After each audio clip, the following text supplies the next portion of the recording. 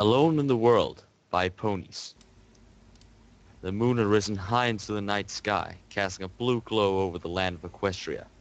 Stars twinkled in the heavens as ponies slept. The surreal moonlight lit the way for any pony out at this time of night. Most every pony was asleep, but one pony lay awake in the dark of the night. Twilight lay in her bed, a blanket and boo with Rarity's love draped over her. Pillow cradled her head and held the many thoughts that flowed through her mind, as tears flowed off her pristine lavender coat and darkened the pure white pillow where they fell. Life had been taking a toll on her morale. She was far over the point where most ponies would have broken down. She just felt so alone in this world. The strangest thing about it, though, was the fact that she felt alone in a world of millions. It wasn't just being alone that took a toll on her heart, but a lack of love. Even in a world where love is around every corner, there was always a nagging sense of her being the odd one out, the one who didn't get loved. That's what she thought of herself. Twilight had seen even the younger fillies experience more love than she had. Even if it was no more than just a touch. She wanted something more than just a friend. She wanted a pony who would always be there for her no matter what, through thick and thin, until death would they part. She needed some pony who cared for her just as much as she would come to care for them.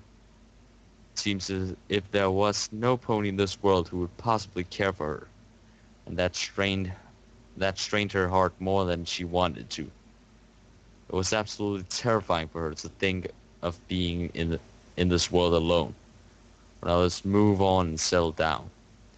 Why was it that she hadn't found at least some pony who she thought would be that one called for her? Almost all of her friends, except for Rarity, who still sought after a cold and royalty. Smartypants, one of her closest friends since she had been a small filly, rested at the foot of her bed. The eyes still hung loosely by a string, threatening to fall off with every move of his body. Smartypants became enveloped in a purple aura as Twilight held him in her magical grasp. He gingerly floated over to her, tears making their way down her cheeks. Looking at her full-hood friend right in the eyes, she realized her magical grasp and pulled him in tight to her beating heart. It was a magical thing to have something as simple as a teddy bear that had lasted through the ages and could warm your heart at the same time. He had always been there for her. When she left her parents on the train for Canterlot to enter the school for gifted unicorns, he was there to dab away at the tears that would run down her cheeks. It was the one thing that helped remind her that there was hope for a better future. But now that she held him, she could only wish for a future that wasn't alone. In her heart, Twilight felt like there was no hope for her to truly meet some other pony who would love her, and that she could love back. I love you, Smartypants. That's why I whispered as she took breaths through her sob. His suit material soaked the tears that flowed freely from her eyes as she looked back on her life, about finding her true love. I love you too, Twilight. Smartypants whispered back to her.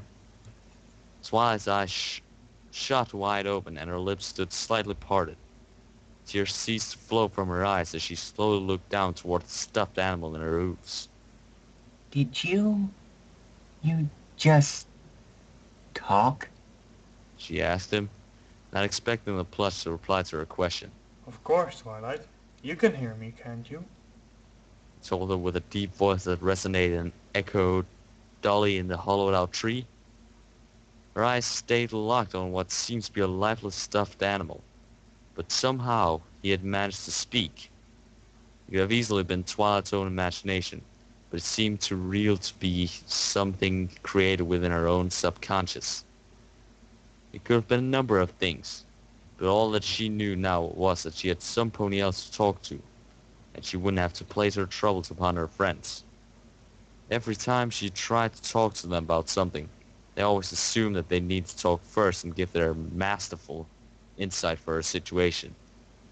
Felt a bit to hear their words of support, but she needs some pony to listen, just to listen, she thought to herself. Twilight, Smartypants spoke up. I am here if you want to talk. I don't want you to feel bad about yourself or anything, so I am here to listen, or talk if needed. But how did you know I just wanted some pony to listen? Twilight asked. Only if you were a complex manifestation of my subconscious would you know exactly. Twilight, Smarty interrupted. I have known you longer than most ponies have ever known you. That should count knowing how you think, if anything. Twilight let out a sigh of defeat. That's true. I never thought of that. Are you sure you want to listen to me? You don't even have to talk. We can just sit here in silence. It's all up to you. Twilight tilted her head over to the side and closed her eyes, giving thought as to what she wanted to do. Another deep sigh escaped her lungs as she chose the path she wished to walk on. The path she chose was that of both silence and the road of speech, with just a matter of picking which to start with. And that was truly a difficult scenario. There was so much that she wished she could talk about, but wasn't sure about. There was also the things that she needs to talk about as well. Well, Smartypants, Twilight started. I don't know what to think anymore. I want to love some pony, but I don't want to put my heart out there to get broken. It's just not logical to try and love some pony when you don't know if they love you back. It's like what happened with Rainbow Dash and Applejack. I don't want that to happen to me. I want to love, but doesn't it seem like the logical time to do such a thing? Twilight's mind went back to the memories of who were one good friends, and had even once loved another. Rainbow Dash and Applejack loved each other. That they truly did. But over time they had let the minor things get under their nails. Applejack's brutal honesty and Rainbow's arrogance. In time it had gotten the best of them and they eventually broke the bonds they had once forged in love. Now they rarely spoke to each other and could barely stand the other's presence, blaming that painful splitting on the other. That was what Twilight feared most about loving some pony, was the pain. She didn't want to have to go through what Applejack or Rainbow had gone through. She didn't want to be alone in the world. There would always need to be some sacrifice for what you want, even if that is leaving the comfort zone. Twilight turned her head towards Smartypants, cracking open her eyelids to reveal a sliver of her gleaming purple eyes. I don't know anymore, Smarty. I thought I loved some pony once. I really did. But I was too scared about what could have happened to tell her how I felt. It felt weird thinking about it, and it does feel weird to say that I felt an attraction towards a mare, but it's just how I felt. All inside, I still feel that way. It is just so strange that I'm attracted to the same gender, when I really should be attracted to colts. Sometimes I just don't even know. It's okay, Twilight. Just remember, I am here. If you need to talk about it some more, just keep talking. Smartypants replied in a calm and almost relaxing tone. Sometimes I wish I could have told her about how I truly felt, but I was scared about what would do to our friendship. And since she was one of my first friends here in Ponyville, I didn't want to lose her. She always made me feel comfortable with what I was doing. She always gave me the space I needed. She was always so unbelievably sincere and caring to me. But that was what was expected of her. That's just the pony she was. If I would have taken the jump that day and actually told her, how different would that make how I am today? Could I have saved myself the pain of my predicament here and now, or would I have jeopardized our friendship? You never know anything until you try, Twilight. He told her. If she is your real friend, she will get over what you say in time, even though it may sting initially. You may not have noticed Rainbow Dash and Applejack through your sorrow, but they are becoming better with each other. Time. Time heals even the deepest wounds, Twilight. I guess it does. Twilight whispered. I just fear for what may happen instead of looking forward to what could happen. I just don't want to be alone anymore, Smartypants.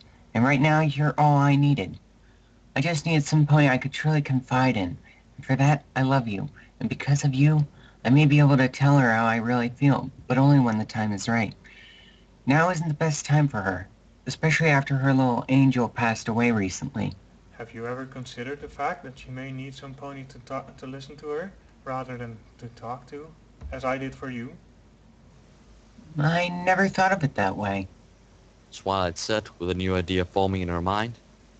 Mental checklist. Item number 1. Listen. Twilight closed her eyes, pulling and hugging Smartpants close to her chest. Now she had hope for her future, the newfound wisdom from Smartpants clinging to her mind. She could never know what could have been, or what could be without actually putting herself out there in the first place. As her chest bobbed up and down in a steady pattern, a snore echoed from her mouth as she fell into a peaceful slumber. On the outside of her window was the silhouette of a Pegasus, the rhythmic pumping of the air around the wings barely audible from inside of the home. This Pegasus put her 4 hooves together excitedly and quietly clapped them together in excitement, a quiet squeal emanating from her throat.